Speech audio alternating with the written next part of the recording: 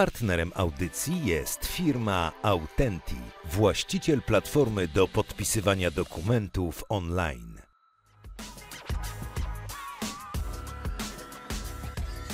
To też jest taka lekcja, którą ja bardzo pielęgnuję w sobie, że na niektóre wydarzenia w życiu musi przyjść czas. Świetnie. Że nie zawsze się dzieje wszystko tu i teraz. Nie zawsze jesteś gotowy. Nie zawsze jestem gotowy, dokładnie. Prawda jest taka, że po 2-3 tygodniach zaczęły pomysły same przychodzić do głowy. Więc to nie jest tak, Tylko miały przestrzeń, żeby do ciebie trafić. Absolutnie, absolutnie. To był ten moment, kiedy ty musiałeś się trochę ponudzić i realnie było tak, że uważałem, że mam 45 lat, mam mniej więcej połowę swojego życia zawodowego ze sobą i ta motywacja była taka, żeby ta druga połowa wyglądała lepiej. I ja powiedziałem, że jeżeli teraz tego nie zrobię, to już tego nie zrobię nigdzie. Musisz mieć samodyscyplinę w bardzo wielu aspektach. Do tego, żeby pozyskiwać nowych klientów, żeby zdobywać nowe projekty. Ale też musisz mieć z drugiej strony taką samodyscyplinę, żeby dbać o siebie. Żeby się nie zacharować, żeby się nie zapracować na śmierć i stawiać pewne, granice, kiedy zamykasz kramik pod tytułem mój gig, moja praca i odchodzisz. I ja stanąłem przed takim, skąd ja wezmę teraz księgowość? A ten abonament medyczny, który miałem przez 20 lat, to skąd ja go wezmę? I Jezus, to on tyle kosztuje? Tak. A kartę sportową to skąd?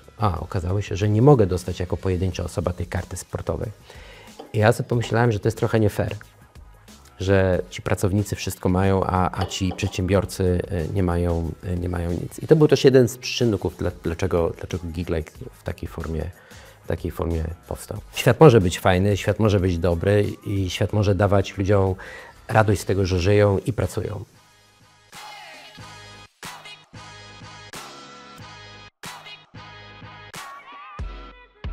Witaj. Cieszę się, że zainteresował Cię ten materiał. Stworzyłem ten podcast dla Ciebie, byś mógł budować i z sukcesem rozwijać swoje biznesy. Moi goście, założyciele, prawdziwi eksperci z pewnością dadzą Ci wiele cennych wskazówek i inspiracji, jak robić to szybciej, łatwiej, efektywniej. Ale uważaj, nie będziemy niczego owijać w bawełnę. Przed Tobą, przedsiębiorcą, wyjątkowe wyzwanie. Wytrwaj w tej drodze, rozwijaj swoją firmę z sukcesem, ale pamiętaj, jak wygląda prawdziwy biznes, taki bez lukru. Zaczynajmy. Gościem programu jest Tomek Miłosz. Geeków to ja już w programie miałem wielu. Wytłumaczę Państwu znaczenie tego słowa. Oznacza prawdziwego maniaka, takiego pasjonata tego, co robi. Ale geeków to chyba niewielu. Pora poznać pierwszego z nich. On nam za chwilę wyjaśni, o co tutaj w tym wszystkim chodzi. Tomek Miłosz jest moim gościem. Witaj, Tomku, w studio. Cześć, Tomku. Dziękuję za zaproszenie. Bardzo miło mi tu być. Po latach spędzonych w korporacji odważyłeś się na przygodę życia, na bycie przedsiębiorcą. Ty mówisz, że ta przygoda ciągle trwa do dziś i nie żałujesz swoich decyzji. Gratuluję. Zanim jednak zapytam Cię o to, co Ty robisz w chwili obecnej, to wróćmy do tego przełomowego momentu w Twoim życiu, kiedy to podejmujesz decyzję o tym, że chcesz robić biznes na własną rękę, że chcesz spróbować sił w przedsiębiorczości. To już wydarzyło się 5 lat temu, jeśli dobrze pamiętam, w tych okolicach. W 19 roku. Skąd przychodzi ten impuls? Co Cię do tego skłania? Jak zwykle jest to wypadkowa kilku wydarzeń. Ja w ogóle uważam, że życie składa się z takich elementów, puzzle, które zbieramy z biegiem czasu. I układamy. I w różnych momentach dostajemy je od życia i pytanie, czy je zauważamy i je bierzemy i kiedy sobie przypominamy, że mamy je gdzieś tu w kieszeni i możemy je wykorzystać. Więc u mnie ten proces też oczywiście trwał. Myślę, że pierwszym takim ważnym kryterium byli moi przyjaciele, którzy są przedsiębiorcami. I zawsze mi już to zrobili wcześniej. Tak, albo w ogóle nigdy nie byli pracownikami. Okay. I zawsze mnie pytali, co ty robisz na tej umowie o pracę? Załóż swój biznes. A ja mówiłem, mam takiego przyjaciela Roberta, którym jeżdżę na motocyklu i on nigdy nie potrafił zrozumieć dlaczego, bo on znowu przez całe życie był przedsiębiorcą, ani jednego dnia na umowie o pracę. A ja mówię, Robert, mam pasję, mam powołanie, wiem co robię, bardzo mi się to podoba. Drugi taki ważny moment to było szkolenie organizowane przez Johna Scherera, LDI, po którym bardzo cenne doświadczenie, ale po którym ja sobie zacząłem zadawać jedno pytanie, tylko jedno, które brzmiało dlaczego. I to pytanie Dlaczego robię to, co robię? Tak, dlaczego robię to, co robię, dlaczego chcę być tym, kim jestem, dlaczego coś mnie pociąga, a dlaczego czegoś nie lubię. Generalnie chodziło o pytanie dlaczego. Trochę jak to dziecko małe, które ciągle tata, o dlaczego, tato, a dlaczego. I to było takie pytanie, które ja uważam, że jest mega odkrywcze, bo ono jest bardzo proste, ale wymaga jakby zejścia do głębi. Jeżeli chcesz być szczery z sobą i taki transparentny, to musisz odpowiedzieć. Simon Sinek promuje bardzo tą filozofię Tak życia. Nie? Przepraszam, że się wtrącę, ale czy na to szkolenie poszedłeś, bo chciałeś, bo miałeś okazję skorzystać z jakiejś korporacyjnej oferty? Tak. Ty byłeś w tym czasie przecież zatrudniony właśnie na umowę o pracę, tak, a już miałeś okazję dotknąć tego typu treści, tak? Ja Johna spotkałem, myślę, z 5-6 lat wcześniej i on mi o tym szkoleniu opowiadał. Opowiadał mi też o tym, ponieważ chciał, żeby to szkolenie było realizowane oczywiście w firmie, w której pracowałem, ale też chciał, żebym ja to przeżył i był. I to trwało dobre 5 lat, do momentu, kiedy ja zdecydowałem, że ja dorosłem do tego, żeby pójść na to szkolenie. I to też jest taka lekcja, którą ja bardzo pielęgnuję w sobie, że na niektóre wydarzenia w życiu musi przyjść czas. Świetnie. Że nie zawsze się dzieje wszystko tu i teraz. Nie zawsze jesteś gotowy. Nie zawsze jestem gotowy, dokładnie. I u mnie to trwało pewnie te dobre kilka, 5 lat i w momencie, kiedy chyba to był 18 rok na to wydarzenie kilkudniowe poszedłem, to czułem, że ja jestem gotowy i że chcę iść. I to był wtedy jakby dobra predykcja, bo okazało się, że to szkolenie naprawdę bardzo dużo mi poukładało w głowie, pokazało mi, kim jestem, co chcę, czego nie lubię, a to było coś bardzo dużego. To był drugi punkt, a mówisz, że jeszcze A trzeci punkt to były zmiany organizacyjne u mnie w firmie, i które spowodowały, że ja sobie zadałem to pytanie, dlaczego? Dlaczego te zmiany jakby były takim triggerem, one wyzwoliły to pytanie. Czy ja dalej chcę kolejne 20 kilka lat robić dokładnie to, co robię? Co ekscytującego może być w budowaniu strategii HR-owej przez kolejne 22 lata? A co mnie może zaskoczyć w procesie budżetowania HR-owego w firmie, której koszty były w 60-70% oparte na kosztach ludzkich, czyli tych, za które ja byłem odpowiedzialny. Zaskoczyć także na niekorzyść niestety. Tak, jakby w takim sensie, co nowego może co w tym jest dla mnie nowego, co mógłbym robić, bo ja lubię robić nowe rzeczy, nie lubię stać w miejscu, lubię, żeby coś się zmieniało. No i stwierdziłem, że te zmiany organizacyjne to jest taki pewien wyzwalacz, zapłon do tego, żeby może w tym momencie właśnie posłuchać tego mojego przyjaciela Roberta i powiedzieć, a może to jest właśnie ten moment, żeby spróbować i żeby odważyć się, żeby zmienić. I ja jak odchodziłem, to prawda jest taka, że ja nie wiedziałem, co ja chcę robić.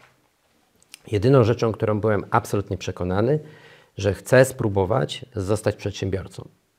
Nie w Dlaczego? Bo te rozmowy z przyjaciółmi... Bo to było coś, czego jeszcze nigdy w życiu nie robiłem. Nie, w rodzinie to w ogóle, wiesz, moi kochani rodzice, ale oni mi dali absolutnie inny przykład, bo oni zawsze mi powtarzali, że umowa o pracę jaka jest, taka jest, ale jest pewna.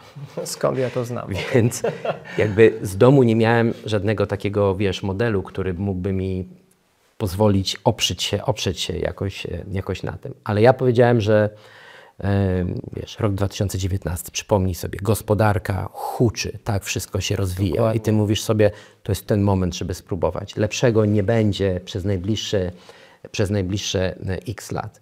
I ja odszedłem i myślę, że pierwsze kilka miesięcy nie robiłem nic. I to było najpiękniejszy, pierwszy raz w życiu w ogóle, najpiękniejszy moment, ponieważ nagle zobaczyłem wiele szczegółów życia, których do tej pory nie widziałem. I to ponoć jest dobra recepta na to, żeby się zatrzymać przez chwilę, a nie od razu rzucać w nowe obowiązki, nie? Żeby sobie to poukładać. I taka chwila zwolnienia, bo prawda jest taka, że te kilkadziesiąt lat moich doświadczeń w korporacji to był jeden wielki pęd, bo tak się pracuje, bo się ciągle coś szybko robi. I ten czas, kiedy a ja też od odpowiadałem za 1/3 świata, wszystko co jest na wschód od Warszawy. Ja podróżowałem większość część mojego czasu, więc dla mnie na przykład takim niesamowitym benefitem było to, że mogłem obudzić się we własnym łóżku i dać jeść mojemu psu i wyjść z nim na spacer. I to było coś takiego bardzo dla mnie nagradzającego. I zacząłem po prostu to, wiesz, trochę przeżywać, zacząłem to celebrować, zwalniać i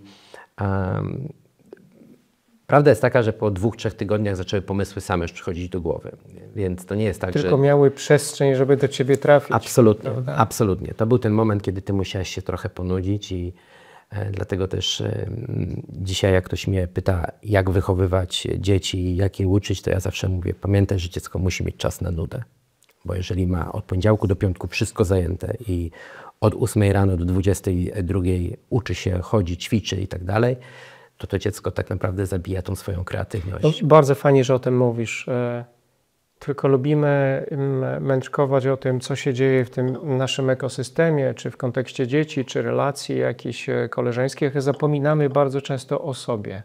W sensie łatwiej daje nam się te rady, Oczywiście. a trudniej nam jest samemu się zatrzymać, a ty to zrobiłeś. W taki świadomy sposób powiedziałeś, nic nie zrobię przez najbliższe tygodnie, dam sobie czas? Tak, to było takie założenie od samego początku. Taki urlop jakby dłuższy, tak? Tak, bo ja nie byłem nigdy na dużym urlopie. Ja zawsze pracowałem bardzo intensywnie. W firmach konsultingowych pracuje się intensywnie. Tak, będę o to pytał oczywiście. I też to nie jest tak, że ja się skarżę, bo ja uważam, że moja 20 kilka lat w korporacji to był naprawdę piękny czas. Ja spotkałem tam fantastycznych ludzi, robiłem fantastyczne rzeczy. To był na tamten czas, uważam, że byłem szczęściarzem, bo dosięgnąłem tego, co chciałem dosięgnąć. Ale później to się zmieniło i tak jak mówisz, ja jakby założyłem sobie, że ja nie będę robił nic przez jakiś czas. No ale te pomysły zaczęły przychodzić do głowy, wiesz, ludzie zaczęli się odzywać. I to się potem jakoś zaczyna się, coraz więcej tych puzli zaczyna się układać we właściwych miejscach. Ty masz, Tomek, wtedy 45 lat, tak pi razy drzwi. Wybacz, że ci to wyciągam, ale często rozmawiam z osobami zbliżonymi do naszego wieku i one się zastanawiają, a właściwie mają obawę, czy powinni spróbować zmian w swoim zawodowym życiu. Co ty im powiesz?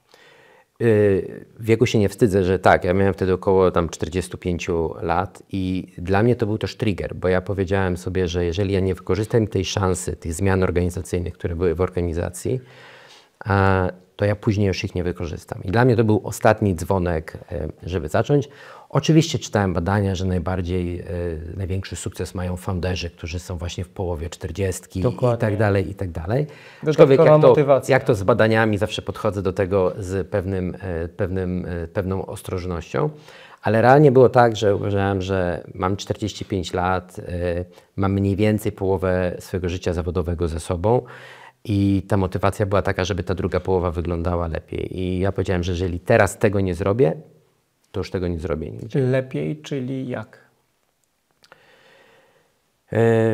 Lepiej, po pierwsze, że jeżeli ja nie spróbuję teraz, bo to było pytanie, co to znaczy, czym to się je być przedsiębiorcą. Okay. I dla mnie to było takie przeświadczenie, że bo ja dzisiaj jestem 5 lat przedsiębiorcą i ja cały czas nie wiem, czy mi się udało, czy mi się nie udało, ale na pewno mam jedną zdobycz, której nie miałem 5 lat temu, że ja dziś mogę powiedzieć, że próbuję i wiem, jak to jest.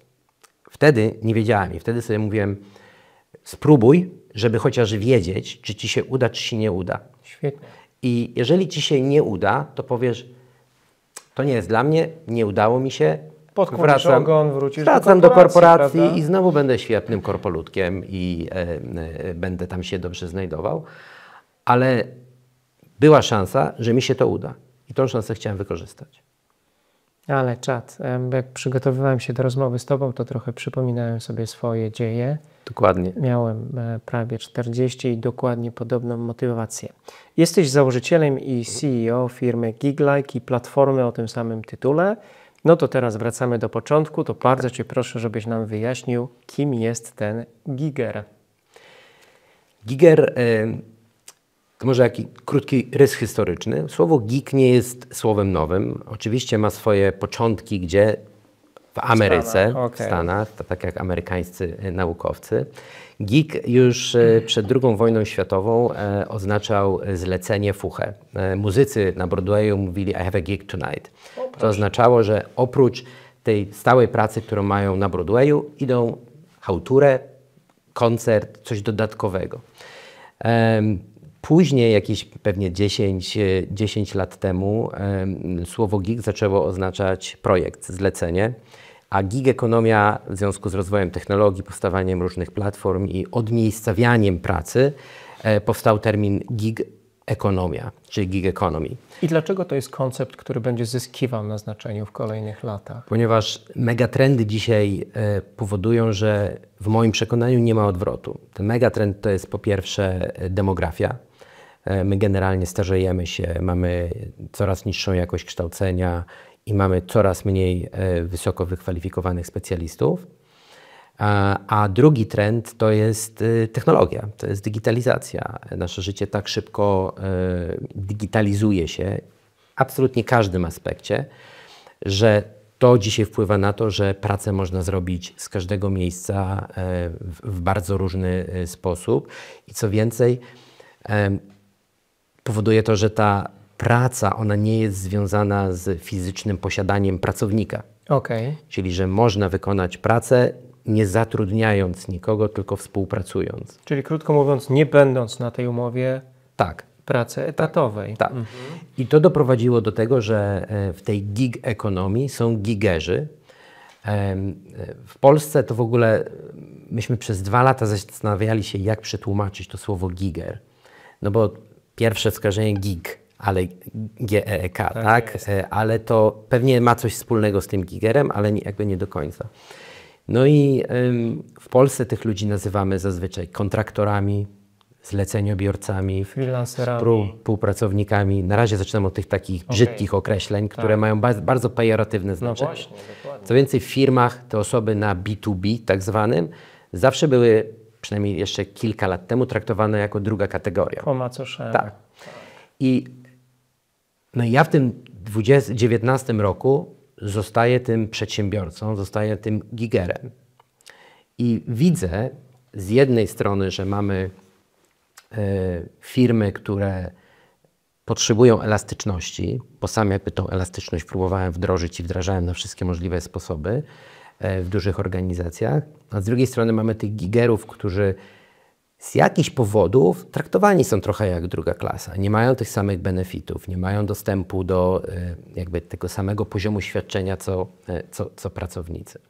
No i nam wyszło, że ten giger to nie kontraktor, to nie zleceniobiorca, tylko niezależny profesjonalista. I ten niezależny profesjonalista odzwierciedla to, że jakby 2 największe wartości. Po pierwsze, że te osoby są niezależne. Prowadzą zazwyczaj swoją działalność gospodarczą, nie są związane też często z jednym klientem, z jedną trochę firmą. takie mogą, a nie muszą, tak? Tak, dokładnie. A drugie to, i tym akurat jakby w tym kierunku pracuję, do tej grupy Giglek jest skierowany, czyli profesjonaliści, czyli highly skilled white collars, czyli osoby o bardzo dużych umiejętnościach, bardzo cennych umiejętnościach, którzy mogą sprzedawać swoją pracę za bardzo duże pieniądze, także w różnych miejscach, w różnych ustawieniach. I bardzo często dochodzi do tej sytuacji, że te osoby pracują przed południem na jednym projekcie, po południu na drugim projekcie, we wtorek na trzecim projekcie, a w czwartek znowu wracają do tego pierwszego projektu. Czyli jest ta pełna elastyczność. I dzisiaj z punktu widzenia firm, pandemia przez ostatnie potem mieliśmy potężny wzrost inflacji. To spowodowało, że firmy nie mają innego wyjścia, jak uelastycznić swoje struktury zatrudnienia. Z punktu widzenia, jak współpracują z tymi ludźmi, ale też inflacja na przykład w Polsce, nie tylko w Polsce, bo to jest generalnie problem w całym świecie, spowodowała, że firm nie stać dzisiaj na taki wzrost budżetu płac, jakiego oczekiwaliby pracownicy. I w tym momencie, kiedy ten giger, ten niezależny profesjonalista ma pewne umiejętności, to on może pracować nie w jednym miejscu, tylko może te projekty robić na przykład w 2 miejscach albo z 3 i robić to całkiem elastycznie. Na koniec 2021 roku mówiłeś, że co 5. Polak będzie do 2026 tak zwanym gigerem, właśnie ceniącym sobie to elastyczne zatrudnienie. I na to tempo zmian, jak wspominasz, miał wpłynąć przede wszystkim wzrost kosztów specjalistów w wyniku tego Polskiego Ładu chociażby. To jak wyglądają te statystyki teraz? Czy spełniły się te twoje założenia? Mówisz o naszym pierwszym raporcie, który Giglake wydał z EY Polska. I myśmy tam faktycznie zrobili założenie, że do 2025 zależy jak liczyć, ale można policzyć, że dzisiaj te 1 milion osób już jest w 2024 roku. I tutaj jakby niesamowity wzrost miała, czy przyczynek do tego, że to się stało szybciej, że się pomyliliśmy w ten dobry sposób, była pandemia, czyli zmiana sposobu pracy i Polski Ład, czyli jakby rząd zachęcił ludzi do przechodzenia na swoje, ponieważ opodatkowanie przychodów na B2B, na prowadzących działalność gospodarczą jest znacząco korzystniejsze. Tak, dokładnie. Nie lepsze, ma inne też rzeczy, o których się mniej mówi, ale na pewno netto jest bardziej korzystne. Super. No to jestem gigerem w takim razie, to już zrozumiałem, tak jak i ty. Tylko tak się zastanawiam przy tej okazji, na ile ta decyzja, by stać się gigerem, jest autorska, indywidualna danego przedsiębiorcy, bo tu w ogóle pomiędzy gigerem a przedsiębiorcą można postawić znak równości. To są jednoosobowe działalności gospodarcze. Myślę, że to nie jest 1 do 1. Okej. No, ale jest tam na pewno rys takiej jest też ktoś, przedsiębiorczości. kto nie wiem, na rynku sprzedaje jakieś produkty na przykład, tak? A my mówimy tu jednak o osobach, które mają umiejętności, chociaż giger to też są kierowcy wszystkich Boltów, Uberów, Woltów i tak dalej, bo oni wszyscy pracują na zlecenie. No właśnie, to jest bardzo fajny punkt. Na ile to są autorskie decyzje nas samych, kiedy stajemy się gigerami, na ile pewien efekt takiego przymuszonego trochę działania firm do tego, żebyśmy w te relacje B2B wchodzili. Bardzo Ci dziękuję, że mnie o to pytasz, bo my żyjemy, nawet dzisiaj, w 2024 roku, żyjemy w pewnym wyobrażeniu. Wyobrażeniu takim, że to firmy wypychają tych ludzi na to B2B. I to jest wyobrażenie, które swoje faktycznie miało miejsce, ale w latach 90. Jasne. To było 20 lat temu, pragnę tylko zauważyć. I myśmy też zbadali to w raporcie Giglike'a EY Polska. I tylko 1 na 5 gigerów dostał propozycję przejścia na B2B od swojej firmy, z którą współpracował, czyli tylko 20%. Zdecydowana większość, 80%, podawała różne motywacje, dlaczego oni sami chcą tym gigerem zostać. Elastyczność, niezależność, możliwości rozwoju, to były takie 3 najważniejsze. I oczywiście pieniądze nie były na pierwszym miejscu, to też jasno trzeba powiedzieć, były gdzieś w czołówce, ale nie były na pierwszym miejscu. I to są te powody, dla których ja dzisiaj się generalnie nie zgadzam z narracją, którą słyszę, przetacza się a propos uprawnień Państwowej Inspekcji Pracy, że wszystkich musimy przekwalifikować, że umowa jest jedyną dobrą formą. To jest trochę jakbyśmy w skansenie się poruszali i nie mieli świadomości, że to klienci dzisiaj do mnie dzwonią i mówią: Tomek, jak ja mam dobrze zrobić, żeby tym ludziom odpowiedzieć na potrzeby moich pracowników, żeby mogli współpracować na B2B. Dzisiaj taki jest problem. Pięknie. Nie ma tego problemu, że firmy wypychają. No bo Tomku, ja też tak jak i ty wspomniałeś o tym wcześniej, pracowałem na etacie. Mam od kilkunastu już lat okazję również prowadzić działalność gospodarczą, w związku z czym porównuję sobie te 2 modele i tak naprawdę chyba możemy tutaj obalić jakiś mit, że ta umowa o pracę jest z założenia bezpieczniejsza dla pracownika. No nie wiem, jeśli nie znajduje się w jakimś okresie ochronnym, takie same chyba deficyty, jak i korzyści pojawiają się zarówno po jednej, jak i po drugiej stronie w tym modelu, prawda? Ja jestem inżynierem z wykształcenia, ale też i nie historykiem, ale jakby jako inżynier lubię zebrać różne dane, na podstawie których mogę podjąć jakieś decyzje albo zrobić jakąś ocenę. Jeżeli popatrzymy, to umowa o pracę jest wymysłem rewolucji przemysłowej w XIX wieku. do tego czasu większość ludzi było, pewnie takich byśmy wtedy nie nazywali, przedsiębiorcami. Tak jest, Pracowali dla siebie. Dokładnie. I dopiero od 19 roku powstała koncepcja umowy o pracę, powstała koncepcja kodeksu pracy, powstały związki zawodowe, które broniły tych ludzi. I w moim przekonaniu to jest tak, że ta umowa o pracę nie zniknie. Ta umowa o pracę będzie, natomiast bardzo mocniej w związku z rozwojem technologii i tymi zmianami demograficznymi wszystko, co jest elastyczne i wszystko, co jest specjalistyczne, będzie bardzo mocno wzrastało. No i na to jest jakby na udowodnienie tej tezy jest to, że tych niezależnych profesjonalistów mamy ponad 1 milion już dzisiaj w Polsce. Ja osobiście uważam, że finansowo i co ważne mentalnie, to umowa o pracę jest dużo bardziej niebezpieczniejsza.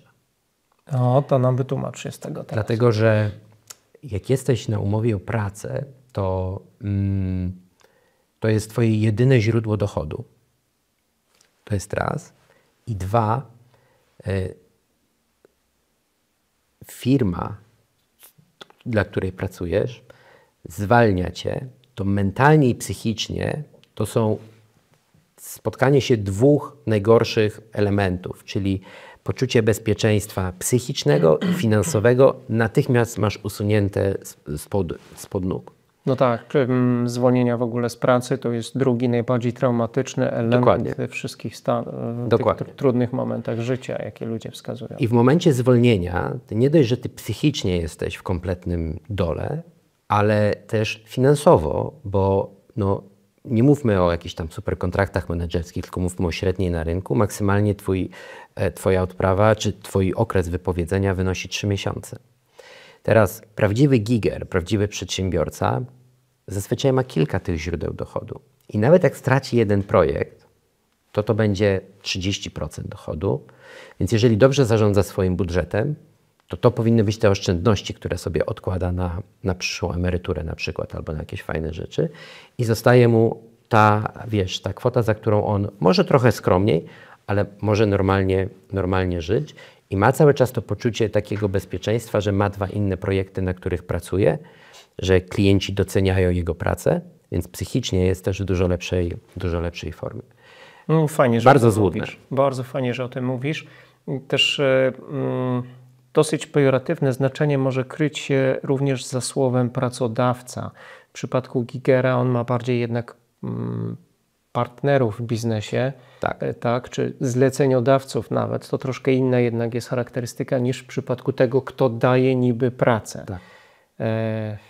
Nie czuję się tak, że firma mi daje pracę, to ja świadczę pewne usługi na rzecz tej firmy, to ona bierze ode mnie tą pracę.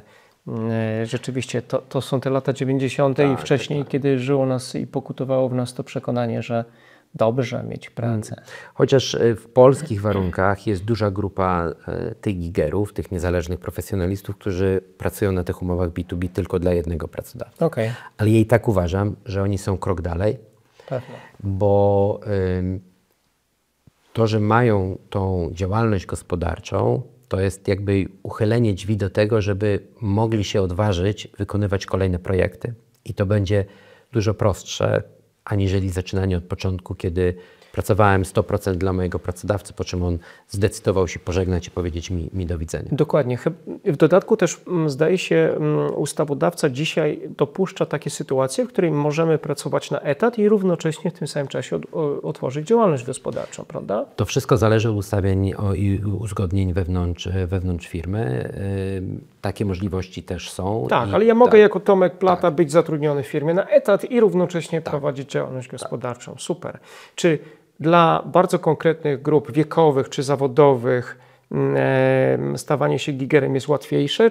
Czy widzisz jakieś takie trendy, że na przykład więcej młodych ludzi przechodzi na ten styl prowadzenia swojego zawodowego życia, czy może są tam bardzo charakterystyczne zawody, o których wspominałeś wcześniej, czy kompetencje? W ogóle rzeczy robi się łatwiej, jak jest się młodym, no tak. Więc to pewnie taka generalna uwaga. Natomiast jeżeli chodzi o gigerów, to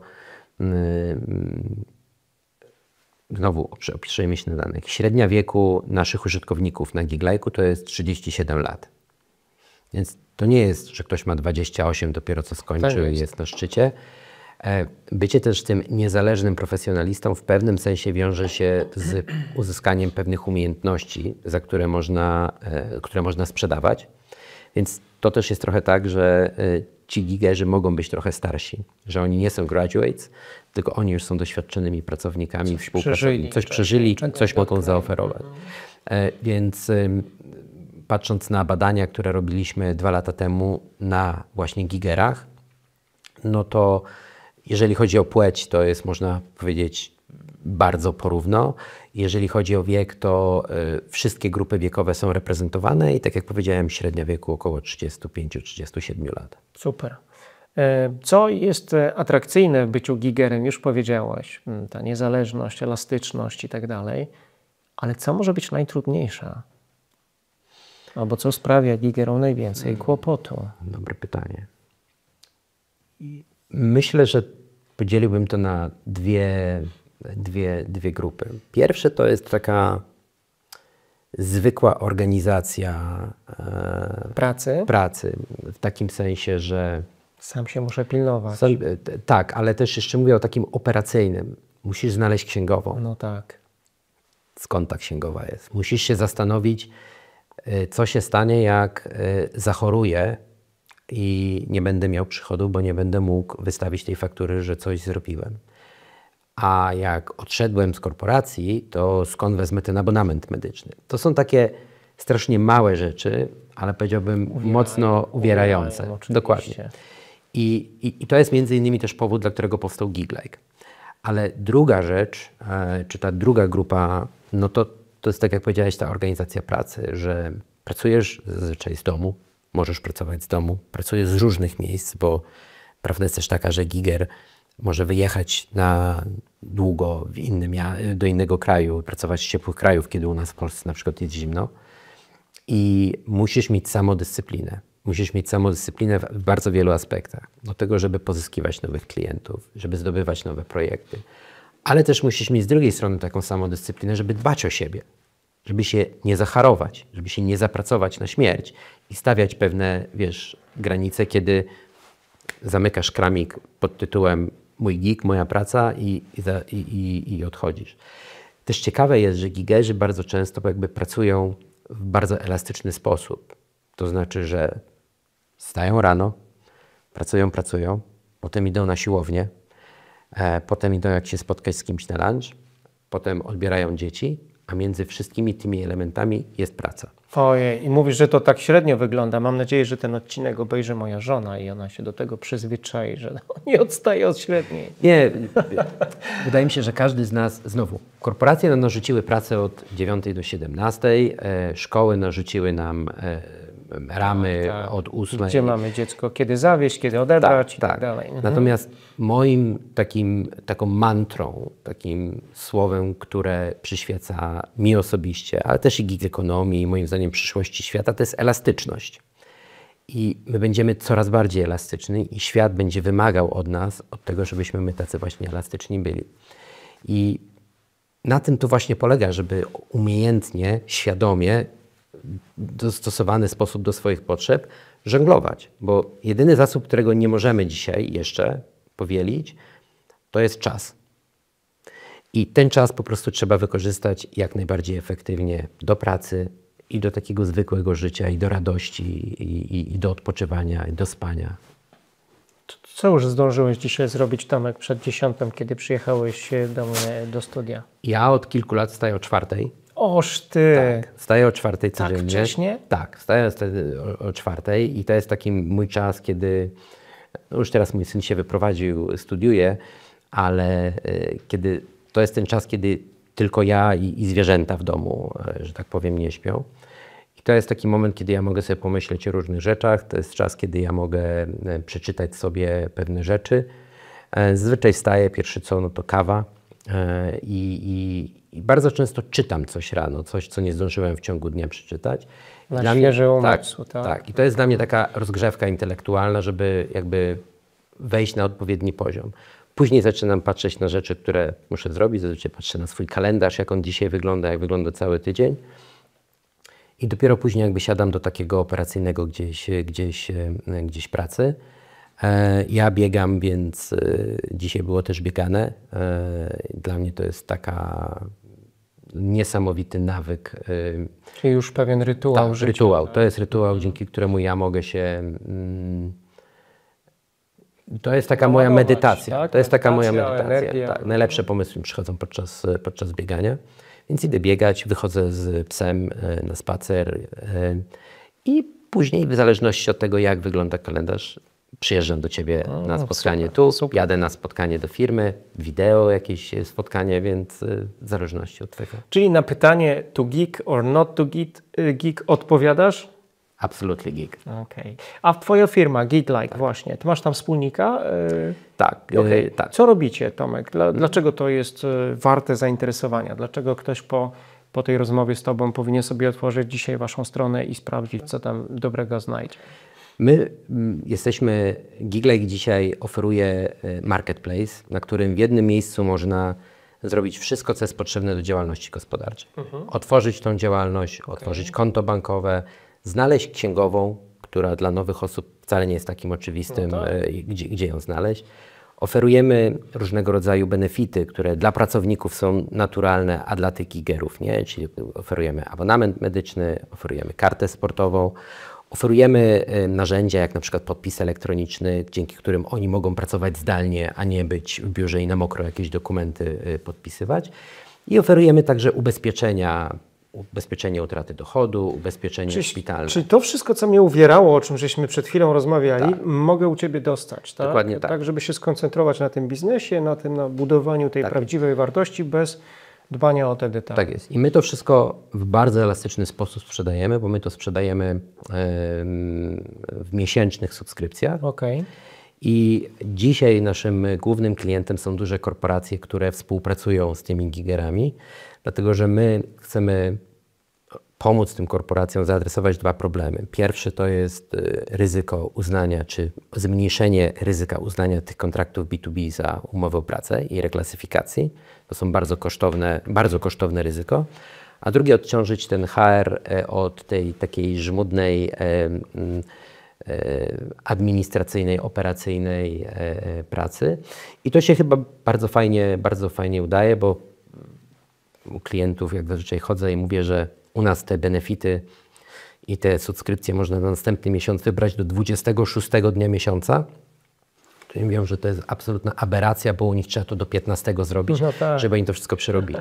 A u nas jest to o tyle fajne, że można naprawdę 26 to wszystko wybrać i jeszcze sobie następny miesiąc mamy to proces cały zautomatyzowany i pozwalamy po prostu tym gigerom mieć podobne traktowanie.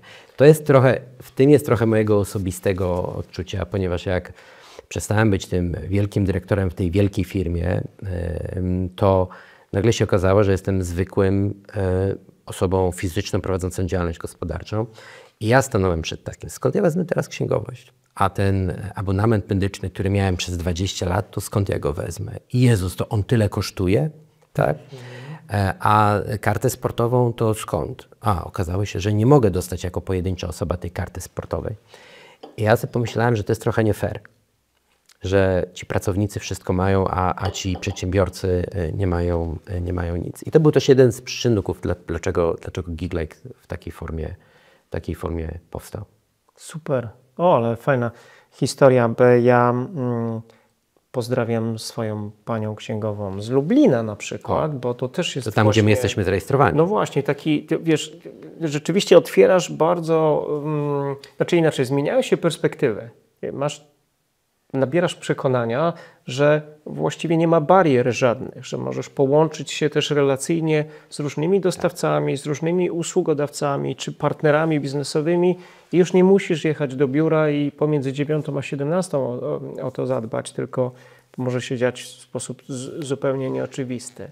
No to fajnie, to cofamy się do momentu, wiesz, lubimy w programie czasem cofnąć się do takich momentów, które kształtowały Cię zawodowo, bo zakładam, że mogły mieć istotny wpływ na to, co robisz obecnie. Kończysz Wydział Zarządzania i Ekonomii na Politechnice Gdańskiej, szybko migrujesz w stronę tematów i specjalizacji HR-owych, Przez przypadek. No właśnie, dlaczego akurat w tamtym Jak to w życiu, wszystko przez przypadek. Ja jeszcze na studiach, ja zawsze byłem jakimś aktywistą.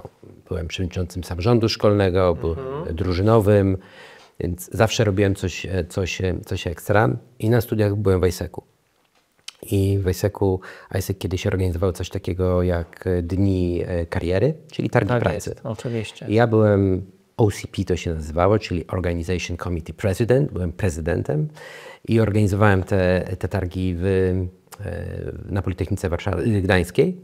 I jeden z wystawców, który był po prostu obserwował mnie i podszedł po tych targach i powiedział: słuchaj, fajnie tutaj to wszystko ogarniasz, my jesteśmy firmą headhunterską, może przyjdziesz do nas i zobaczysz. Po prostu. Słuchaj, w sumie to nie wiedziałem, co znaczy ten headhunter, nie było Google'a, to były lata 90. No tak. No więc wiesz, podowiadywałem się i tak mówię, no całkiem fajnie to wygląda. I trochę z takim, wiesz, uśmiechem to mówię, ale to była tak naprawdę wtedy pierwsza moja praca. Studiowałem. W czasie studiów, tak, pracowałem.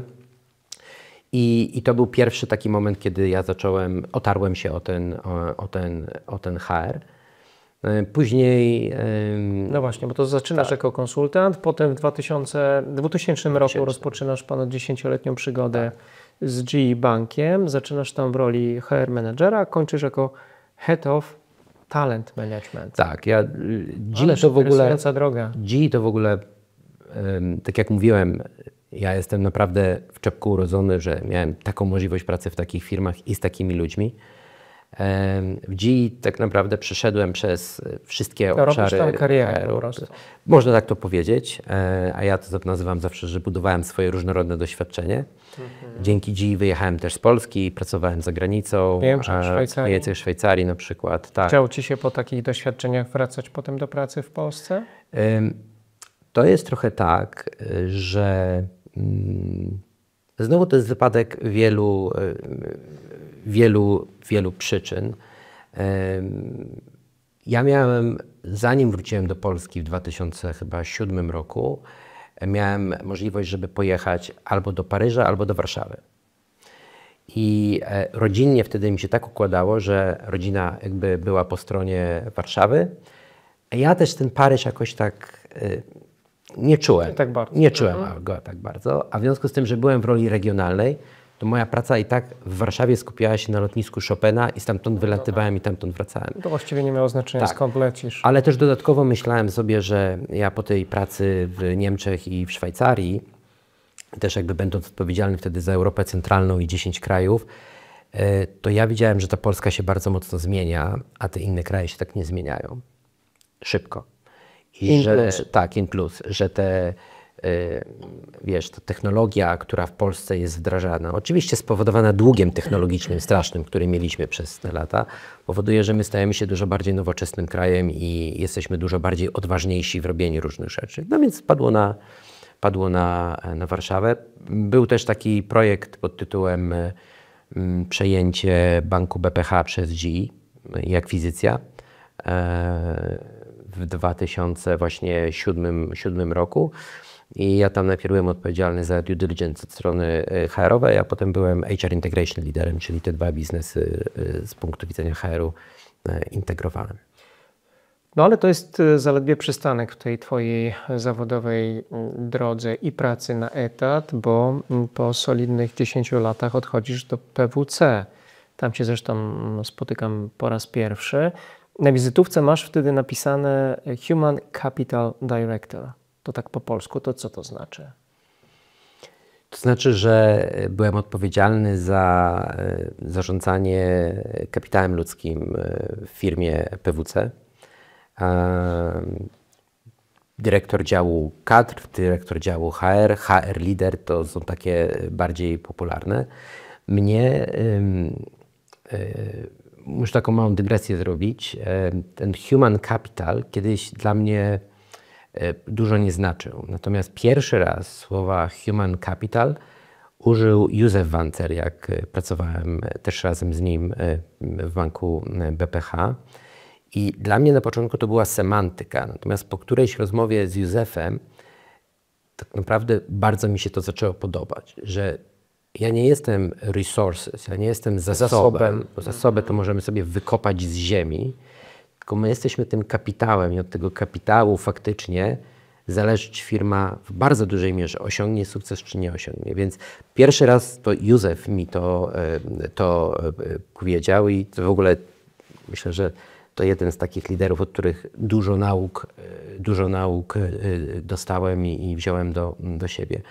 I w GE i w PwC tak naprawdę jedynym zasobem, bym powiedział, które firmy konsultingowe posiadają, to jest kapitał ludzki.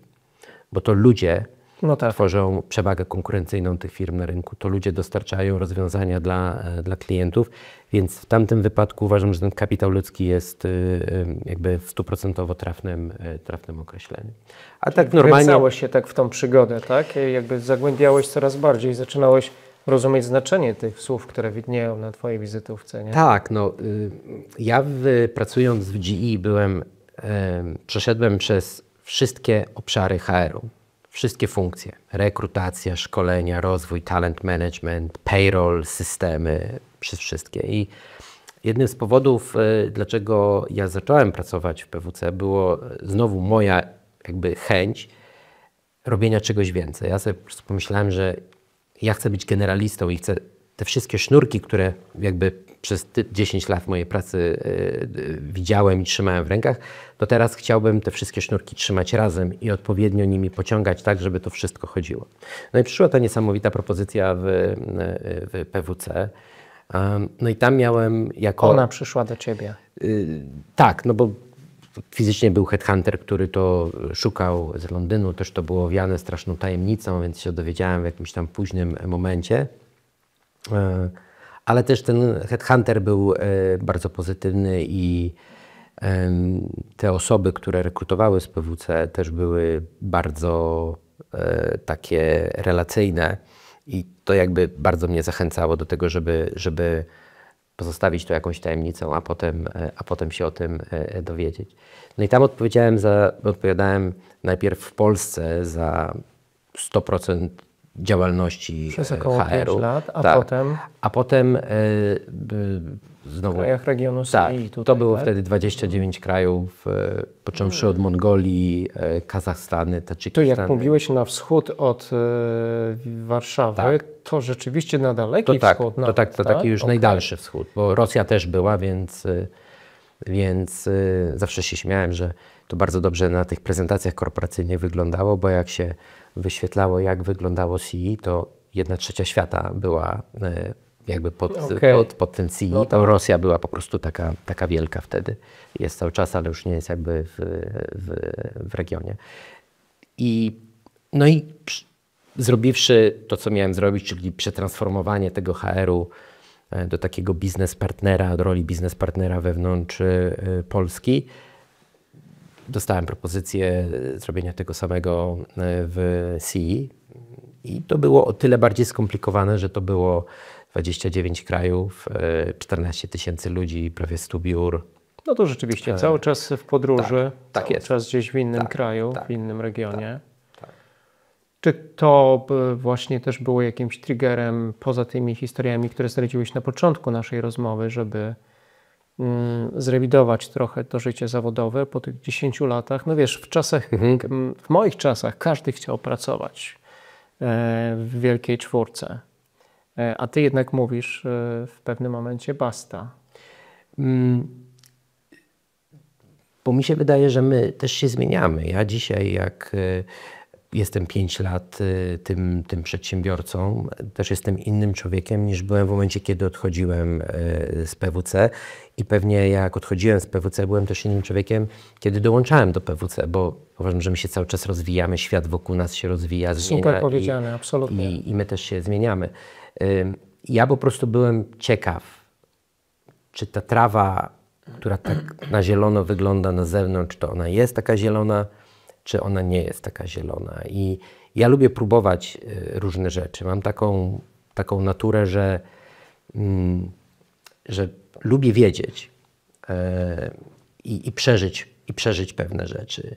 jakby nawet nie oceniając, czy to jest dobre, czy to jest złe, ale żeby mieć jakąś opinię, to najlepiej to przeżyć i móc powiedzieć, że moje doświadczenia mówią mi to i to. I jak wyglądały te pierwsze miesiące w takim razie po odejściu z korporacji, po tych 20 latach doświadczeń zawodowych w pracy dla kogoś innego? Miewałeś tam trudne momenty? Miewałem bardzo trudne momenty. Pamiętaj, że ja odszedłem w 19 roku. W 19 roku gospodarka wyglądała jak $1 000 000. Wszystko huczało.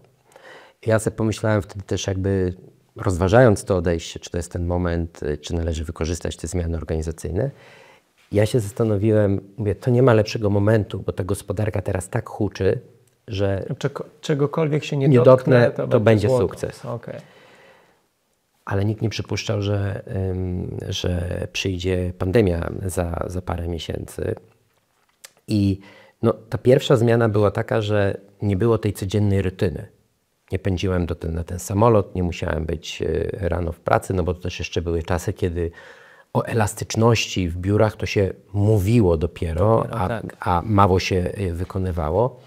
Więc ta moja rutyna też się zmieniła. Ja też byłem dużo wtedy wolnego czasu, no bo sam postanowiłem, że przez początek tego okresu nic nie będę robić. I trzeba było jakoś, zmierzyć się z tym, że nie ma... syndromem odstawienia. Tak.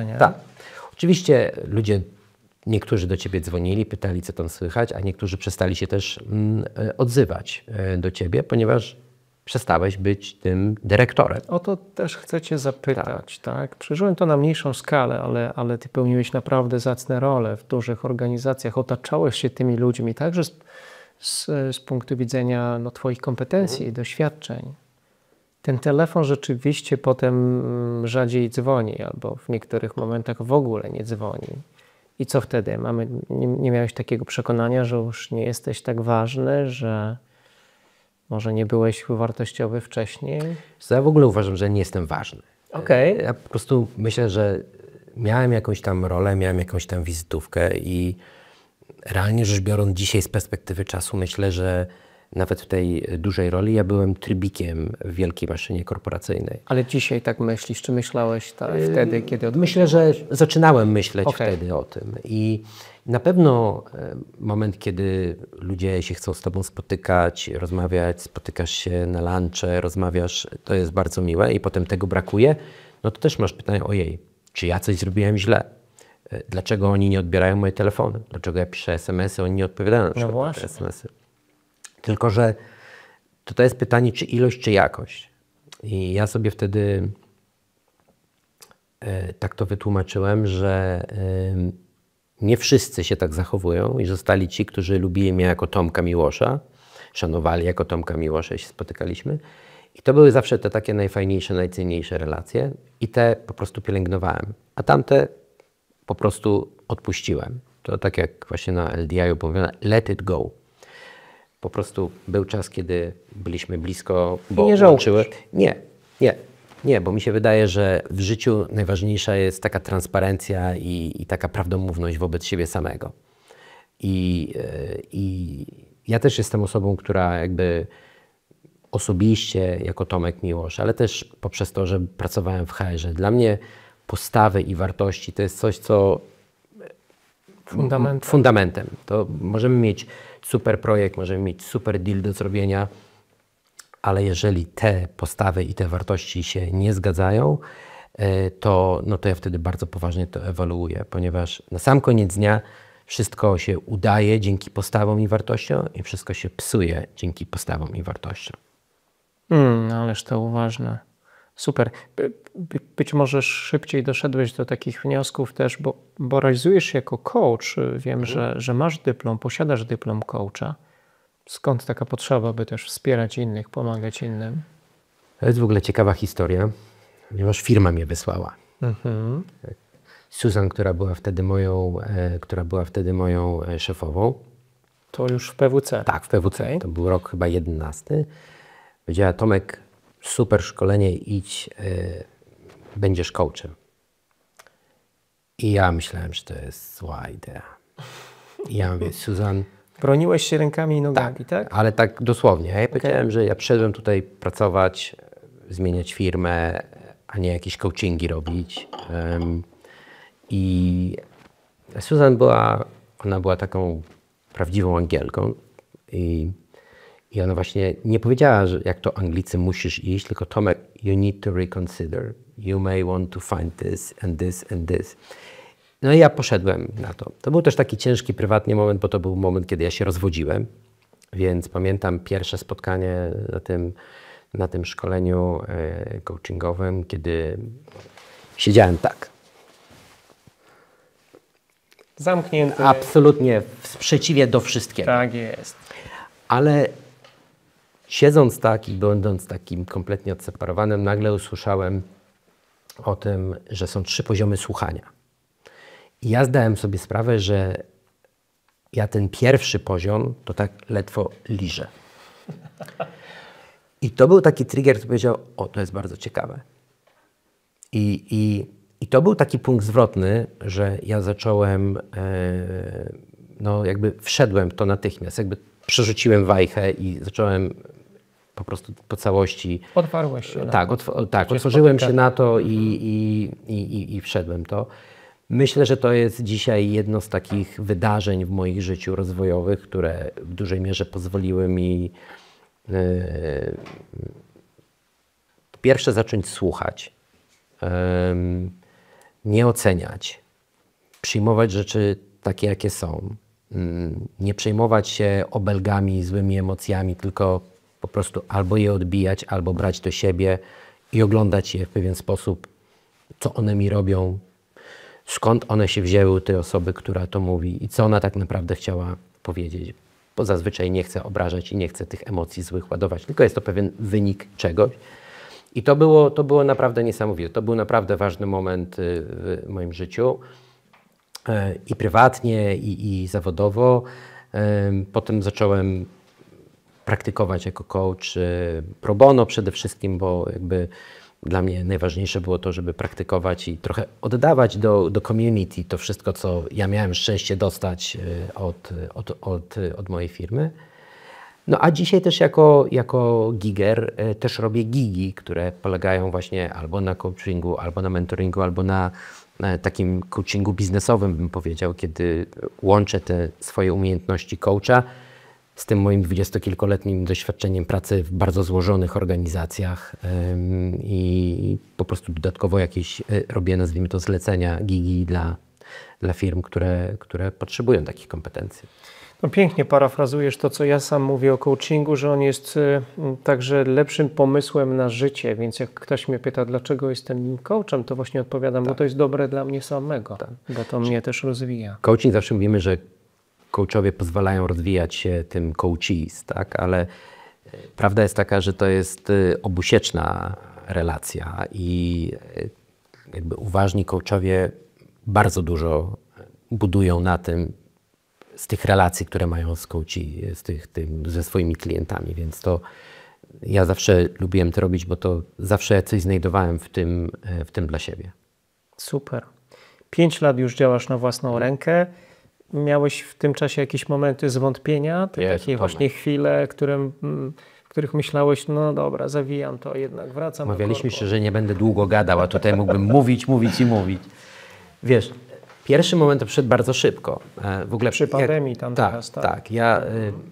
Znaczy jeszcze nawet był pierwszy moment, bo ja jak odszedłem z PWC, to ja mentalnie byłem przygotowany, żeby być przedsiębiorcą, dołączyć do jakiegoś startupu i robić coś w tym startupie. Okej, w takim modelu. W takim modelu. I dołączyłem do takiego fintechowego startupu, natomiast tam dużo się nie działo i ja po 3 miesiącach stwierdziłem, że idę dalej. Ale jak to mówi... Dalej sam w tym sensie, tak? Idę dalej, w sensie wychodzę z niego, wtedy jeszcze. Okay. Ale zaraz do tego wrócę, bo to był bardzo cenny komentarz, który powiedziałeś. I jest takie powiedzenie, że sometimes you win, sometimes you learn. I ktoś mógł powiedzieć, straciłeś 3 miesiące, to jeszcze był czas, kiedy ten startup nie płacił, więc generalnie byłem tam pro bono, ale to był mega przełomowy moment, ponieważ ja tam po pierwsze zrozumiałem, jak ma wyglądać mój biznes, a po drugie ja mentalnie dorosłem do tego, że ja mogę być founderem. Jasne. I to było strasznie ważne w tym całym procesie. I wtedy rzeczy już się potoczyły szybko. Był wspólnik Grzesiek, z którym zaczęliśmy nad tym pracować. Byli pierwsi partnerzy, byli pierwsi klienci. Mieliśmy już 4-osobowy zespół, który w ogóle pracował bez pieniędzy i to jest, uważam, takie coś niesamowitego, że w startupie można tak robić, że pracuje się dla pasji i dla przyszłych jakichś tam gratyfikacji finansowych. No i pamiętam, że mieliśmy już transakcję. Mieliśmy transakcję przed sobą. Mieliśmy fundusz, mieliśmy 2 aniołów biznesu, no i trzeba było podnieść kapitał. I podnosiliśmy ten kapitał w pierwszym tygodniu lockdownu. Wyszliśmy od tego notariusza i zadzwonił jeden z aniołów biznesu i powiedział, że sorry Tomek, ale się nie wchodzę. I to był pierwszy taki ząg, taki uderzenie, które do nas przyszło. Wszystko się posypało. No bo bez tego anioła cała transakcja tak była zbudowana, że musiał on być. Nie było pieniędzy, więc zespół też sobie poszedł. Nie było klientów, nie było partnerów, bo wszyscy musieli zająć się sobą. I to były bardzo długie 3 miesiące. Sam zamknięty w domu, pandemii. Z różnymi myślami. Tak, z różnymi myślami. To było takie piękne. Ja natomiast jestem taką osobą, że zawsze staram się widzieć tą szklankę do połowy pełną i oczywiście było dużo goryczy i takich momentów depresyjnych w tym wszystkim, ale pamiętam, że moja babcia miała taki obrazek, po niemiecku, niemiecki obrazek jeszcze sprzed wojny, gdzie było napisane nach dem Regen kommt die Sonne, czyli po każdej burzy wychodzi słońce. I ja pomyślałem sobie, że to nie może być tak, że będziemy w tej pandemii cały czas tu siedzieć, co więc ja sobie tłumaczyłem, że to może stworzyć ta pandemia, ona jeszcze wzmacnia to, co ja chciałem zrobić. Ale nikt mnie nie słuchał. No tak. Tomek, my cenimy Twoją pasję, Twoją energię i wiarę w to, ale jesteś mamy idealny. Inne problemy teraz na ale głowę. nie teraz. Nie? I to mówili klienci, to mówili partnerzy, to mówili inwestorzy. Strasznie często startuperzy słyszą takie słowa właśnie, że sama idea może dobra, ale nie teraz, co innego mamy na głowie. Dokładnie. I tak dalej. I to był taki pierwszy, bardzo trudny moment, chyba najtrudniejszy, no bo tak, przychodów nie masz, żyjesz z górki, którą dziś sobie odłożyłeś, perspektyw nie masz i zastanawiasz się, czy sama Twoja wiara, czy może to Ty jesteś nienormalny i Ty koloryzujesz pewne rzeczy, skoro ludzie, aniołowie biznesu, wiesz, doradcy, firmy mówią, że to nie jest to. Ale ja uważam, że jak w życiu jest tak, że jak coś robisz, to trzeba robić na 100% albo na 200% w ogóle i jak coś wierzysz, to trzeba po prostu w to iść. I po pandemii, po tej pierwszej fali pandemii w 2020 roku, myśmy zdecydowali się, pozyskaliśmy jednego anioła biznesu już bez funduszu, sami wrzuciliśmy swoje własne pieniądze i stworzyliśmy pierwszą wersję naszego marketplace'u i operacyjnie odpaliliśmy się w 2021 roku. Z bardzo 2 małymi klientami, którzy, bardzo dziękuję, są dzisiaj z nami do dzisiejszego dnia. Zamieńmy ich tutaj, możemy. To jest nasz pierwszy partner, czyli Cash Director, nasz partner w zakresie księgowości, a druga to jest firma Hire, z którą od początku współpracowaliśmy przy budowaniu też marketplace'u. Oni uwierzyli. Znam wszystkich swoich pierwszych 15 czy 17 klientów, którzy byli kluczowi dla rozwoju Authentii. Wszystkie historie rozmów tego właśnie, że oni znaleźli tą wiarę w Ciebie, w Tobie, w Twojej idei, mimo tych wszystkich trudności. No i wszystko wyglądało bardzo dobrze. Zaczęliśmy chodzić po rynku. To było trochę jak ewangelizacja, no bo te B2B, te elastyczne formy, to było coś nowego. Ale to była też taka misja, ja lubię brać udział w misjach, więc to mnie bardzo napędzało. No i przyszedł drugie uderzenie z drugiej strony, a mianowicie premier Morawiecki wyszedł na mównicę i powiedział, że B2B to już nie i wszyscy będą na umowie o pracę, wprowadzając Polski Ład. I sam wiesz, ile trwa sprzedaż do B2B, że to nie są tygodnie ani miesiące, tylko bardziej liczy się to w kwartałach. I to zastopowało po prostu całą komercjalizację. I to podcięło nową mi skrzydła, bo te nasze przychody, kilka tysięcy miesięcznie, które mieliśmy, no to jakby fajnie, że były, ale one nic nie dawały. Inwestorzy mówili, pierwszy klient, firmy, partnerzy mówili, małą skalę macie, nie opłaca mi się z wami współpracować. I to był drugi taki moment, kiedy ja naprawdę myślałem, że to już jest koniec. W tym pierwszym momencie potrzebna była przede wszystkim ta wytrwałość i ta wiara w ideę. A co w tym drugim? A w tym drugim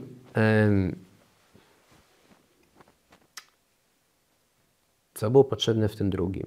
No bo wiesz, no bo przekornie mógłbym powiedzieć, tak jak, nie wiem, na przykład mam inną opinię od premiera Morawieckiego, czy ówczesnego rzeczywiście szefa rządu, że być może to, co mówi, to właśnie będzie zupełnie odwrotnie, bo powinniśmy się jakoś okopywać i znajdywać te przestrzenie, czy te możliwości w sytuacji, które są nieoczywiste.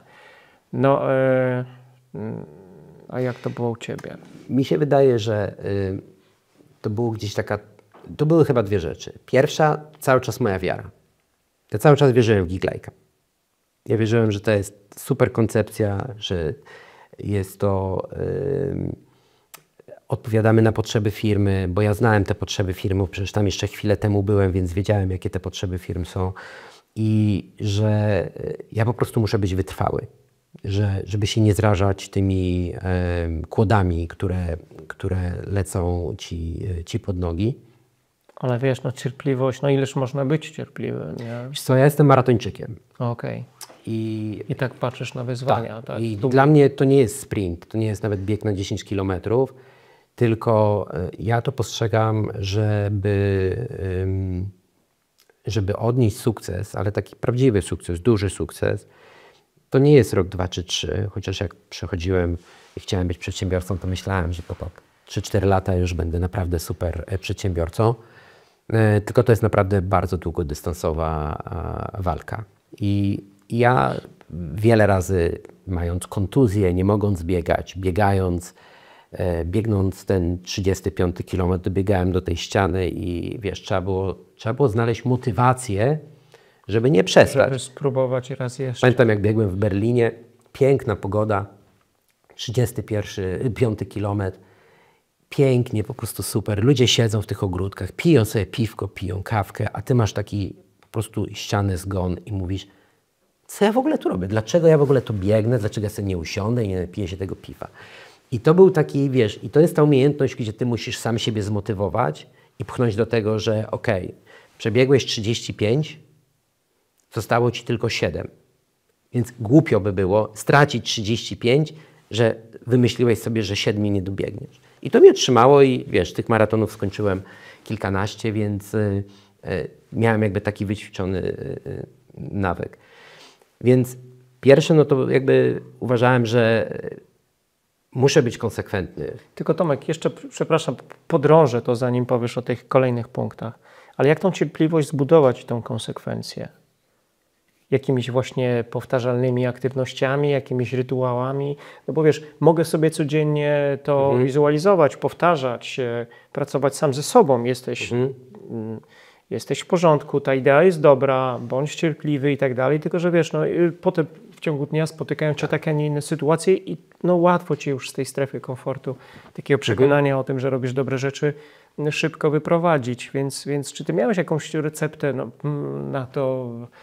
Wspominałeś może trochę ten sport, może jakieś inne rozmowy, jakie prowadziłeś równocześnie z klientami, z potencjalnymi twoimi partnerami.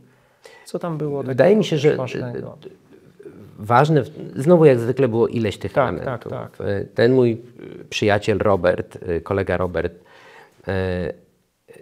on też kiedyś miał firmę, w której zarobił bardzo dużo pieniędzy, miał mega sukces, po czym zbankrutowała ta firma i on dzisiaj znowu otworzył inną firmę i ma inną firmę. Ja sobie myślałem, znowu jest tak, że czasami jesteś na górce, czasami jesteś pod Czyli bez względu na scenariusz byłeś przygotowany na to, że będziesz... Tak, oczywiście i wiesz, to nie jest tak, że ja byłem w 100% przekonany. To jest, ja już się śmieję, że startupowcy mają chorobę dwubiegunową, bo No jest tak. jednego. Rano jesteś w absolutnej euforii, bo Absolutnie. klient zadzwonił i powiedział, że podpisujemy umowę, po czym po południu okazuje się, że coś się Dokładnie. kompletnie wysypuje i ty jesteś absolutnie w dole. No kochani, to dajcie teraz łapkę w górę, jeśli rzeczywiście zgadzacie się z tym, co mówi Tomek, bo ten drugi Tomek po drugiej stronie stołu też tak ma dokładnie.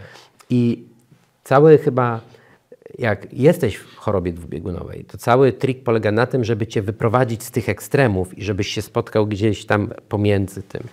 No i ja próbowałem sobie, wiesz, dla mnie to bieganie było takim właśnie, no tą taką medytacją, że ja jak było źle, no to szedłem biegać i dotleniałem, przepompowywałem tą krew przez całe ciało, zmęczyłem się i jakby podchodziłem z taką nową energią do życia.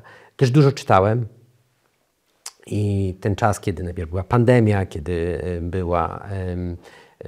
ten Polski Ład miał być wprowadzany, to jakby ja nie negowałem tego, co premier powiedział, tylko starałem się zrozumieć, jakie są fakty za tym. I tu trochę przechodzimy do tego kolejnego elementu, że ja stwierdziłem, że oni po prostu nie są w stanie tego wprowadzić, bo im się budżet nie zamknie. Okej. Ponieważ ci wszyscy niezależni profesjonaliści płacą VAT od każdej faktury, który jest najlepszą jakością podatku, jaka jest w ogóle w budżecie państwa i tych ludzi na tym B2B już jest tyle, że też jakby można było czytać różne fora, bo to też jest warto iść pogadać z tymi przedsiębiorcami, że tu nas każą no dobra, to my pojedziemy do Czech, to my pojedziemy do Słowacji, to my pojedziemy do Estonii, Łotwy. I co śmieszne, oni by to zrobili, tak? Bo to jest taki typ ludzi. I trwało to pół roku i potem we wrześniu, jak rząd wysłał do Sejmu projekt ordynacji wyborczej, no to się okazało, że jak to z tym nosem bywa, jedno było mówione, drugie zostało zrobione. No i wtedy nadeszła ta era, że ta wajcha przechyliła się naprawdę w drugą stronę. To był koniec 2021 roku. No i w 2022 roku zaczęliśmy naprawdę dużo rozmawiać, chodzić po rynku i to był też rok, kiedy myśmy pozyskali pierwszego dużego klienta. Trwało to bardzo długo, ale jakby rynek zobaczył, że faktycznie to, co ja mówię, że o tej elastyczności, że ludzie będą zarabiali więcej, że firmy mogą być elastyczne, jeżeli chodzi o koszty, to jest prawda, bo oni to weryfikowali z głosami pracowników, którzy chcieli tego. Co więcej, myśmy jeszcze wydawali raporty, cały czas wydajemy. W 2022 roku wydaliśmy raport GigWell, gdzie badaliśmy tych gigerów, a potem w trzecim zaczęliśmy wydawać Gigbarometr, który mierzy elastyczność rynku pracy. Więc ja też miałem takie, emocjonalne, ale takie bardzo twarde dane, które trzeba było zebrać do tego raportu, żeby to pokazało. Pięknie. To Tomek, to dochodzimy do takiego momentu, który jest stałym punktem naszego programu, czyli taka jedna czy dwie rekomendacje od Ciebie dla przedsiębiorców. No wiemy już, że warto być cierpliwym, warto być wytrwałym, ale i na przykład, tak jak wspominałeś wcześniej, rozmawiać dużo z rynkiem, szukać innej perspektywy. To co dzisiaj z punktu widzenia Twojego doświadczenia radziłbyś przyszłym czy obecnym przedsiębiorcom? Na co powinni zwrócić szczególną uwagę, realizując swoje projekty? Mi się wydaje, że dużo się dzisiaj mówi o autentycznym leadershipie, czy też przywództwie. I to nie chodzi tylko o przywództwo, tylko to chodzi w ogóle o autentyczność. Bo jak jesteś przekonany do czegoś, absolutnie w to wierzysz, to jesteś w stanie przejść przez różnego rodzaju burze. Jeżeli jesteś w związku i ten związek ma jakieś trudne relacje, ale ty jesteś przekonany, że ty chcesz być z tą osobą i ta osoba też jest do tego przekonana, to przejdziecie przez to. Jeżeli masz trudną relację z dzieckiem, bo dziecko dorasta, to jest dokładnie tak samo. Z pracownikami, ze wszystkim. I moim zdaniem to taka, autentyczność w swoich potrzebach, tak? To znaczy nie robienie czegoś, bo jest popularne, bo jest miłe, tylko what's in it for me. To jest chyba... Jeśli to w dodatku jest zbieżne z tym Twoim dlaczego. Tak. I to znowu przychodzi to pytanie dlaczego, nie? Bo myślę, że w pierwszym zespole Giglajka pracował Bartek, który zajmował się marketingiem. I Bartek też był startupowcem, też miał swój startup jeszcze. I on zawsze mówił, że to, co jest najważniejsze w byciu startupowca, jest wiedzieć, kiedy przestać. Czyli kiedy powiedzieć, tak jak na giełdzie grasz i masz stop lossa, nie? I kiedy to jest ten moment, że powiedziesz, koniec, nie udało mi się. Był ten czas, odszedłem.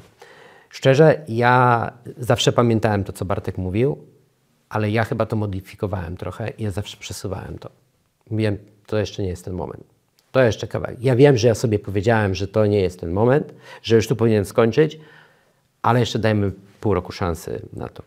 Mega. Ja lubię taką filozofię, często z niej korzystam w życiu zawodowym, ale i prywatnym, że świat trochę też poddaje cię pewnym próbom. Tak. Trochę się z tobą challenge'uje. Pytanie, kto tutaj będzie górą na koniec. Tak.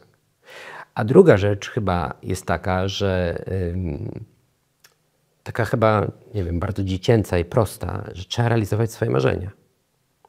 Jak masz marzenie, to jeżeli nie spróbujesz z całych sił, wszystkim tego marzenia zrealizować, no tego nie zrealizujesz. Życie nie będzie kompletne. Tak. To jest trochę tak jak z tą, wiesz, że bycie przedsiębiorcą, firmę, no to nie jest stabilne i tak dalej. Ja jestem motocyklistą. I cała frajda w jeżdżeniu na motocyklu polega na tym, że nie jedziesz prosto szybko, tylko jedziesz w góry, jedziesz w Alpy i latasz po winklach. I za każdym razem, jak pokonuję te winkle, jak pokonuję te zakręty, mam dokładnie takie samo podejście. Dokładam wszelkich starań, wszelkich swoich umiejętności, żeby dobrze wejść w ten zakręt i wyjść z tego zakrętu, mając absolutnie dużo satysfakcji. Czy to jest 100% bezpieczne i pewne? Nie. Ale prawdopodobieństwo tego, że ja wyjdę z tego zakrętu cało, uśmiechnięty, uradowany, jest znacznie większe niż to, że będę miał szlifa. I to jest to sama taka, wiesz, moje podejście jest do biznesu, że wtedy jak nie mieliśmy klientów i zaczynaliśmy od zera, dzisiaj mamy klientów i mamy stabilne przychody, to jest cały czas moje taki, wiesz, check. Za każdym razem, za każdym zakrętem dołóż wszystkiego, co masz, żeby dobrze wyjść z tego zakrętu, a jak się nie uda, no to wtedy będziesz myśleć, co się stało, jak się potknąłeś, co się stało, jak zrobić. To też taka jedna dygresja, jak przestałem pracować w tej korporacji i z Robertem też rozmawiałem i mówię, wiesz, bo ja tu muszę mieć plan A, potem plan B i plan C. On mówi, ale jaki plan B? Ale jaki plan C? Ty masz mieć plan A i masz w to wyrzucić wszystko, co masz. A jak się wyłożysz, to wtedy plan B sobie opracujesz. I to też pamiętam do dzisiaj, że my w korporacjach zawsze asekuracyjnie budujemy scenariusze, nie? Podcinające sobie trochę skrzydła w tym pierwszym. Albo nawet nie wiem, czy podcinające, ale powodujące, że ty zawsze z tyłu głowy masz to bezpieczeństwo, tak, że jak to nie wyjdzie, to ja już wiem, co ja zrobię. Jasne, jasne. I to trochę odbiera ci tej determinacji w tym scenariuszu A, prawda? Tak jest, bo nie masz tej determinacji do tego, żeby włożyć wszystko, co masz. A jak masz jeden scenariusz i dla mnie to był gig-like, bo ja miałem cały czas jakby przekonanie, że ja chcę... Ja jestem człowiekiem, gdzie zazwyczaj osiągałem sukcesy w życiu i uważam, że tu też mogę osiągnąć taki sukces prawdziwy i trzeba tylko w to wierzyć i trzeba po prostu przyłożyć wszystko, co się ma do tego, żeby działać. A co jeśli nie, Tomku? Ja nie wiem, to zobaczę. Zobaczysz, co czai się za zakrętem kolejnym. Wiesz, to jest niesamowite, że ja jak pracowałem w korporacji na umowie o pracę, to miałem dużo więcej bojaźni o przyszłość niż mam dzisiaj. A zarabiałem dużo więcej pieniędzy w ogóle, tak? Jasne. Więc z punktu widzenia finansowego byłem jak pączek w maśle, na przykład. A dzisiaj mam tak, że przeżyłem pandemię, podniosłem biznes, stworzyłem biznes, przeżyłem Polski Ład. Konkurencja, która była na rynku, nagle przestała istnieć. I ja się nie będę martwił na zaś, bo życie nie polega na tym, wiesz, co będzie, jak będzie, tylko życie polega na tym, żeby żyć tu i teraz. Oczywiście, planując działania, staram się myśleć długofalowo, ale nie buduję już tylu scenariuszy, że jak tutaj będzie o pół punkta mniej, to co wtedy? No to wtedy będę myślał, jak będzie za mało. Nie, w ogóle ta historia z tym scenariuszem A, B, C, To strasznie do mnie trafia. Wiesz, to zabieram dla siebie. To jest fajne. Też tą pasję do motocykli dzielisz z synem. Mówisz o sobie, że tak. jesteś dumnym tatą. Tak. Dumnym, Bo chyba tak naprawdę wszystko to, o czym my rozmawiamy, traci blask, jeżeli mówimy o dziecku.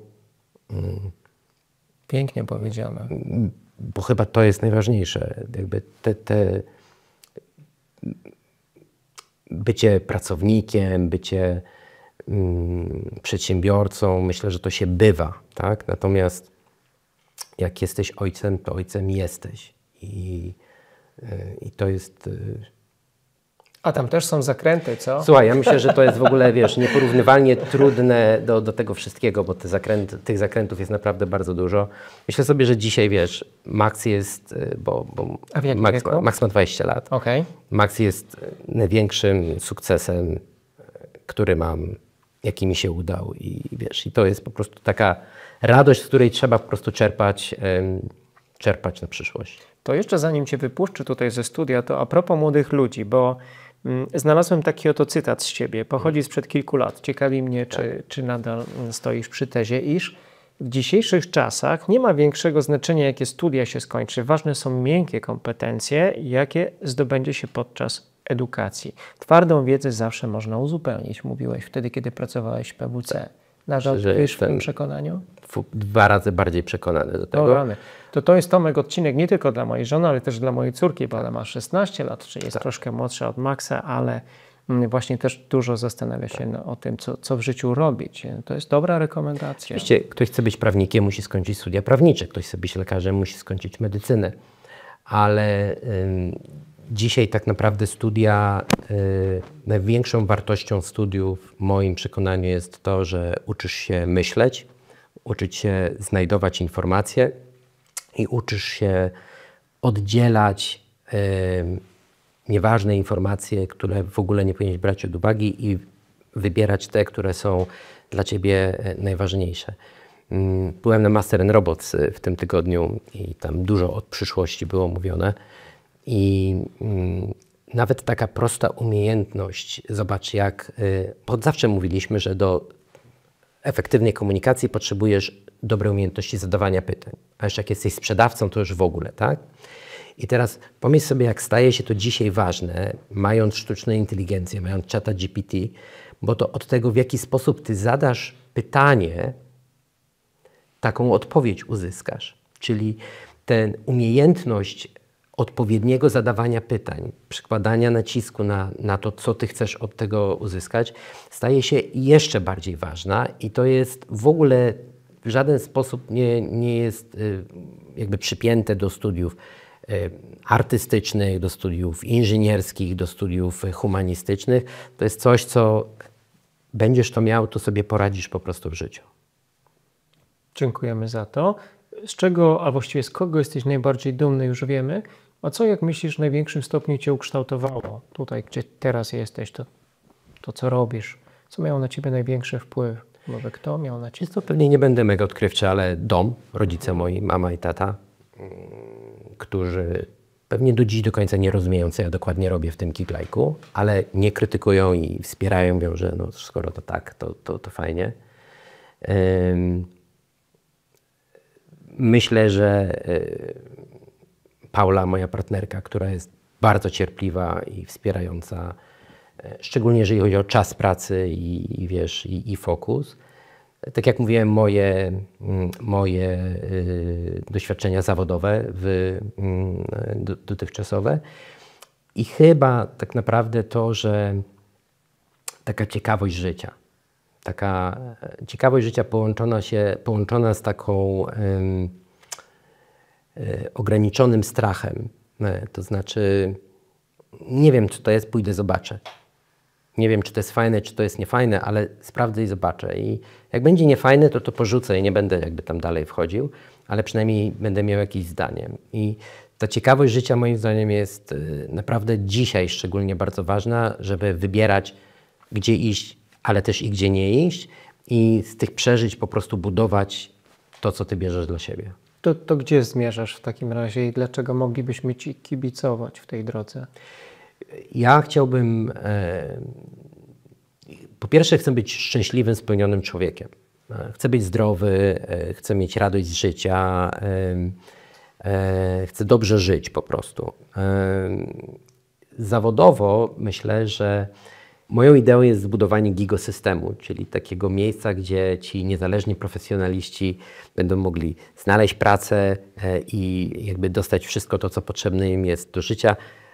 W bardzo podobny sposób, jak dzisiaj to dostają pracownicy. Na tak zwanym etacie. Na tak zwanym, tak, na tak zwanym etacie. I to jest jakby pewien proces, do którego ja idę, jakby spełniając kolejne kamienie milowe w rozwoju. Ja też uważam, że tych niezależnych profesjonalistów, gigerów będzie coraz więcej i sztuczna inteligencja spowoduje, że populacja umów pracy będzie się znacznie szybciej kurczyć, a ta populacja tych profesjonalistów, specjalistów będzie bardzo, bardzo szybko rosnąć. I ja wierzę w to, że ta elastyczność, ten 8. cel zrównoważonego rozwoju ONZ-u, dobra praca i rozwój ekonomiczny dla wszystkich, to jest cel, który przyświeca Gig Lake'owi, jest naprawdę do spełnienia. Bo świat może być fajny, świat może być dobry i świat może dawać ludziom radość z tego, że żyją i pracują. Coś mi się wydaje, że po tym odcinku będziesz miał kilku co najmniej dodatkowych kibiców. We mnie już takiego kibica masz. Dziękuję za Twoje historie, za to spotkanie, za Twoje rekomendacje. To były świetnie opowiedziane historie. Super. Dziękuję bardzo. Gratuluję Ci wyboru. Ten czas spędzony z nami to była świetna inwestycja. Jeśli udało Ci się zabrać z tego odcinka choć jedną ideę lub rekomendację, dzięki której Ty i Twój biznes staniecie się lepsi, będę super szczęśliwy. Wierzę, że Polska może być kolejną Doliną Krzemową, co najmniej Europy, a Ty możesz rozwijać dobry, wartościowy biznes, wpływając na życie milionów. Jeśli się ze mną zgadzasz, polub podcast Biznes bez lukru lub podeślij ten odcinek komuś, na kim Ci naprawdę zależy. Dziękuję. Do zobaczenia wkrótce.